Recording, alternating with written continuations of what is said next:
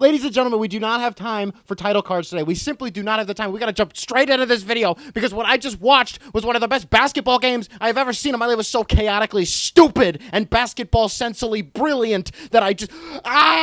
You want to talk about James Christian Middleton stepping up on the big stage, the closer. You want to talk about Giannis the block, one of the best blocks I've ever seen in my life. We want to talk about a top 3 block in NBA Finals history. Devin Booker, an efficient 40-piece. I don't care about the foul trouble. I don't care about the no call. I do actually care about it. We're going to get to it in just a second.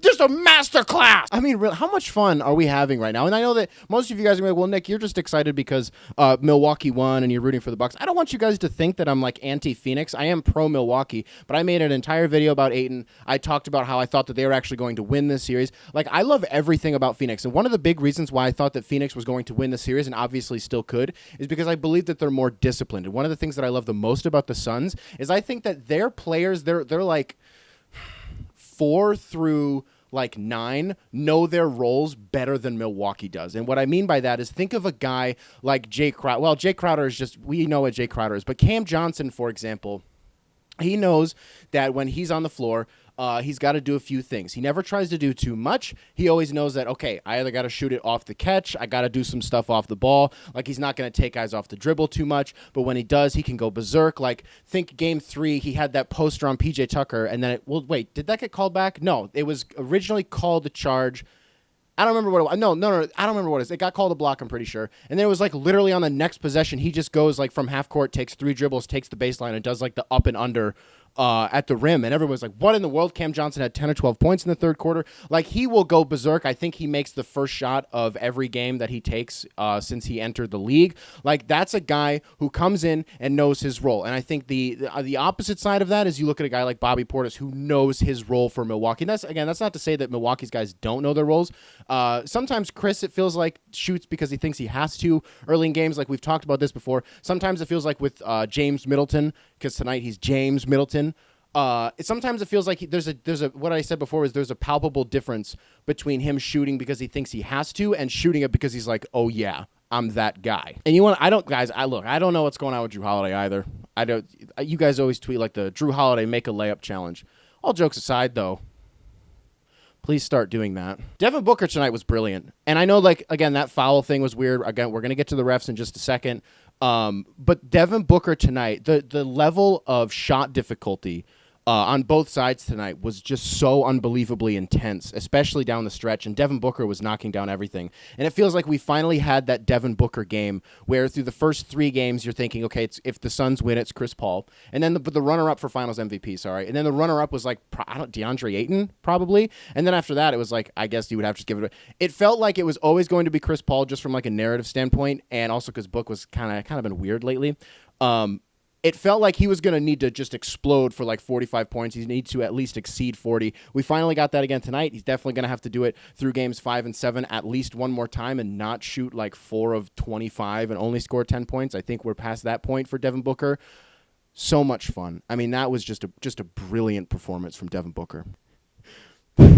I just started to make a point. I just realized I'm still wearing AirPods, so I'm sorry about that. Let's take those out. I know that Bucks fans and Suns fans have been up in arms, and they've been complaining a lot about the opposite side and how they're officiated versus how the opposing team is officiated. And I think the one thing that confuses people a lot is that they think that free throw attempts have to be even. If my team takes 25 attempts, then the other team also has to take 25 attempts, or the other way around, I mean. That's wrong. It's not how that works. I'm not going to punish a team who is disciplined defensively just because your team can't defend without fouling. Do you get what I'm saying? So I'm not going to bail one team out just because the other one...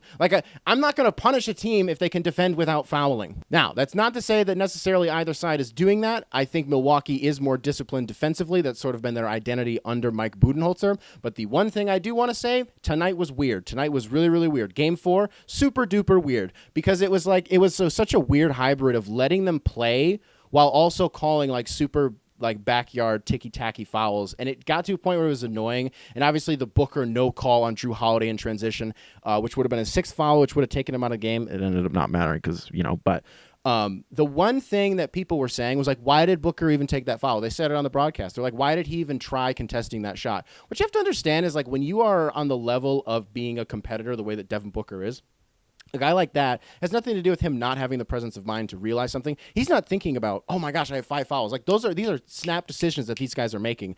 In that moment, he's just like, I'm trying to play for a championship. I don't want this guy to get a bucket, and that's really all that it is. So I get why people would say that.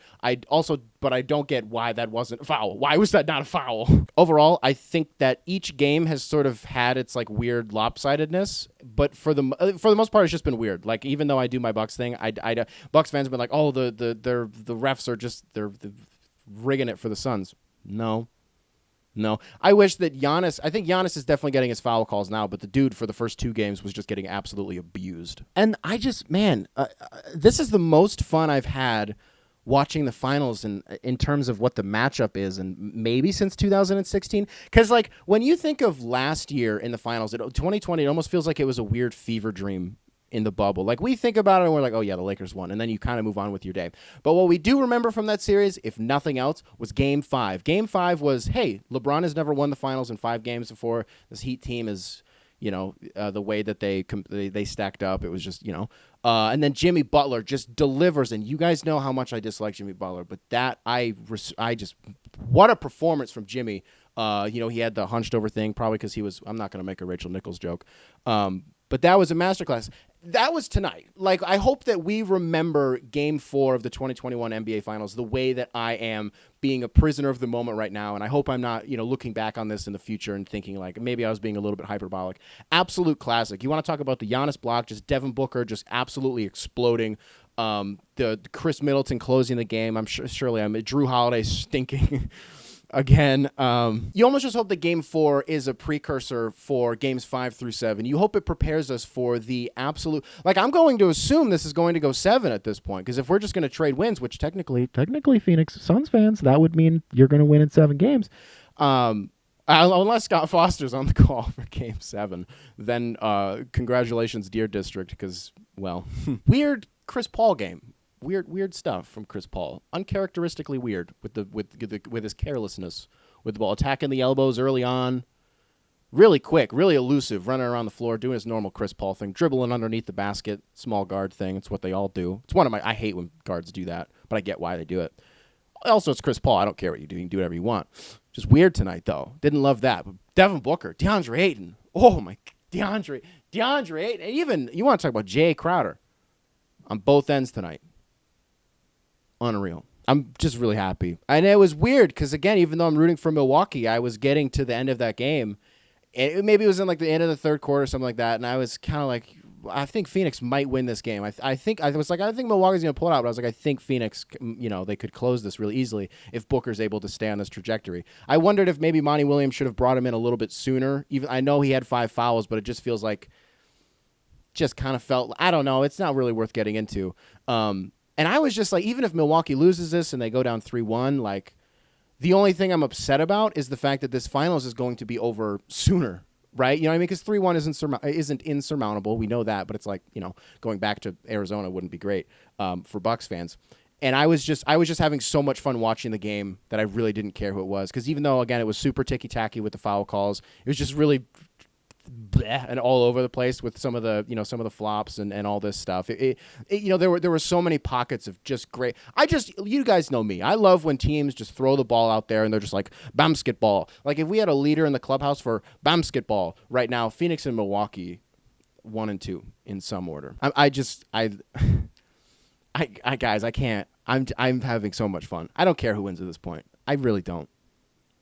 Because it seems like we're finally breaking a narrative. You know what I mean? Like we finally got a series where we're not like thinking about, okay, who's going to get dethroned? Like we've had so much of that for the last decade, whether it was the Heat or it was the Spurs or whether it was the Warriors. Like there was always some dethroning that had to happen. And it just feels like finally we're looking at this, like one of these two teams has to win and one of these two teams hasn't won in a long time or has never won. And I think that that's just really refreshing. And the amount of fun that I'm currently having watching just basketball, man, is immeasurable.